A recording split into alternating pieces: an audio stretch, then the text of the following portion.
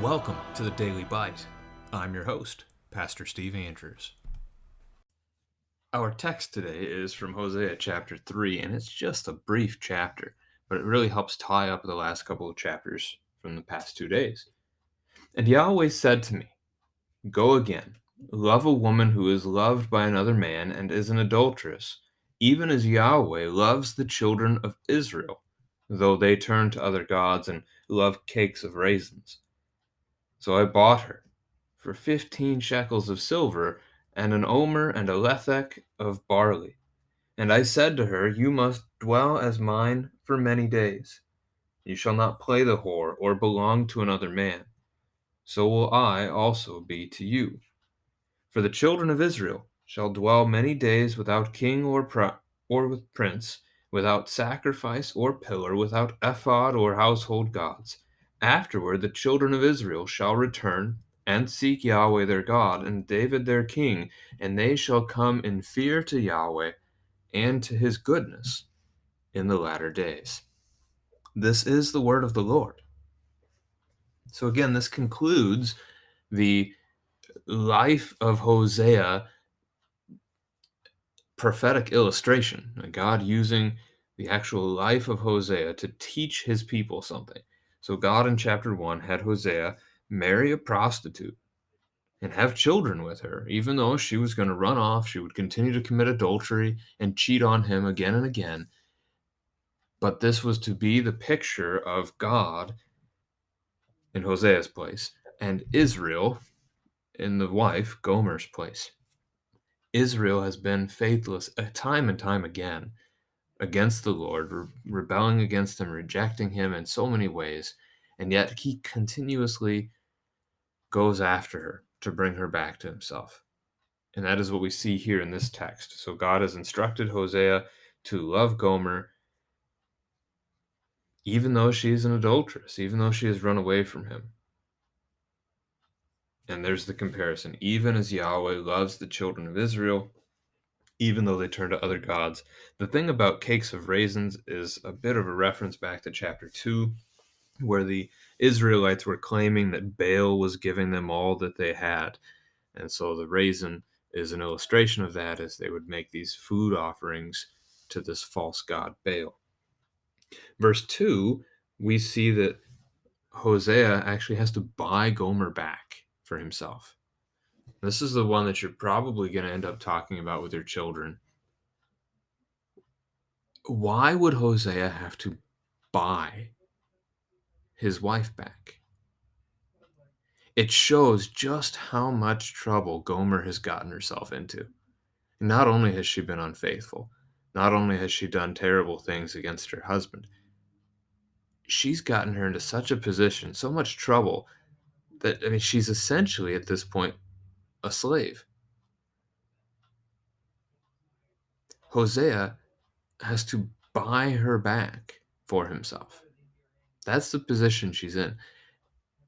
And the amount of money really isn't the point here. The point is, again, that depth of the depravity that we see, not just for Gomer, because it's us, right? This illustration is the Old Testament people of God who are being unfaithful. The money here ends up being probably about $500 by today's standards. So you've got 15 shekels of silver, that's about 6 ounces, and then you've got the Homer and the Lethek, they're about 330 liters of barley, which comes out to a few $100s, just as the silver comes out to about $150. So it's not a huge sum, at least not in our standards today. $500 in some eras of history, certainly quite a bit. But the point here again is the trouble she's gotten herself into. And it can be paralleled quite easily with our children to the cross. What kind of trouble did we get ourselves into? Who are we running away from when we sin? What did he have to do to buy us back? Those are the kinds of questions that we can use to help make this connection which is really the same thing, again, that God is doing here with Hosea for the people. As you look to verse 3, you must dwell as mine for many days, not play the whore, but belong to another man. I will be to you the same. And really, that's a fair thing for a spouse to say to another. And when you think of your wedding vows, you say similar things. We pledge to our bride or to our groom, we pledge faithfulness.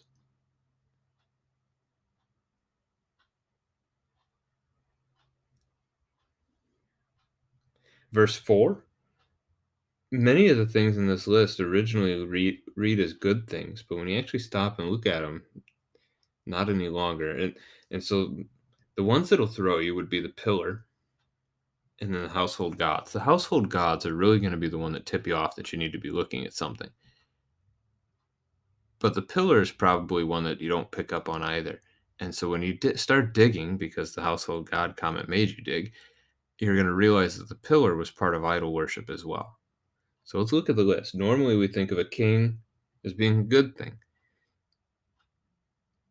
But the kings of Israel were wicked and had led the people astray, had led them away from the Lord. Better to have no king at all than a king who leads you to death, in that kind of a sense. And we're going to see this reversed in verse 5 as they are going to seek after David, their king. So we'll come back to that comment in just a minute. They are going to be without sacrifice.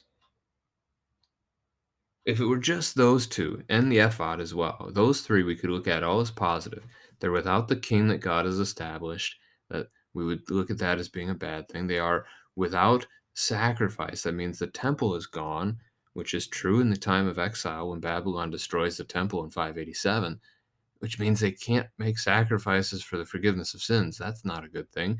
And then the ephod is worn by the high priest. So if there's no ephod, there's no priest. If there's no priest, and they also don't have the casting of lots, which is how they interpreted the things of God when they had to cast lots to figure out what God may be saying to them in that time.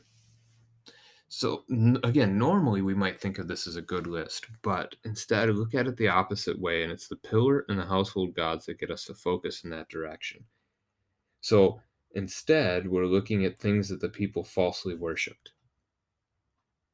This is just like with the king, 1 Samuel chapter 8, as the people begged for a king, rejected God as their leader, and begged for a king who would lead them so they could be just like all their neighbors. And they get their wish. Not only does God give them their king, but they become just like their neighbors. That is godless, faithless. And then we have the sacrifice. They were making these sacrifices to these false gods. So they're going to go through a stretch where they don't have the ability to do that any longer. The sacrifices to their false gods stop. Well, they never were working, but they stop even seeming like they work, because in exile, things are going very poorly for them all the time. And there's not a falsehood of, yeah, we made this sacrifice and our life seems pretty good. So it must be, whatever false god it was that they were worshiping who's blessing our lives. That's been taken away. And then the pillar is something that they would erect these pillars as part of their sacrificial worship of Baal. So then the ephod, instead of being a priest of God, ends up being one of these priests or prophets serving their false gods, which was common as well in that time. And then, of course, the household gods. Those are the most obvious thing on the list as a negative, as it's a small statue of some kind that the family would worship in their own home. You don't see a lot of these. They still exist. You have the idols in some religions, like the little golden Buddha statues. Those are probably the easiest one for the American to picture because you can find them in stores as household decorations. But there are others, and you can see some of those as well. So don't have idols to worship. They're not the Lord. But instead, after this time, after those days of exile where they will not have these things, their idols have been destroyed from them. Afterward, the children of Israel shall return. and seek Yahweh. We saw that kind of language back in chapter 2 as well, and so God will restore them. And then David, their king, they will also seek after. And that's a reference not specifically to David, because David is already deceased, but rather to the promise that someone would sit on his throne forever, including the idea that a Messiah is going to come from that family. So they will seek Yahweh, they will seek out the Messiah who will come for them. The latter days at the end of verse 5 is a reference to the end of time that we know is coming upon us, and Jesus has told us is coming soon. So we look forward as God's people to the return of our Messiah and the day when we get to live with him in his paradise forevermore. That concludes, again, the life illustration for Hosea, and the rest of the book takes a bit of a different form in that sense.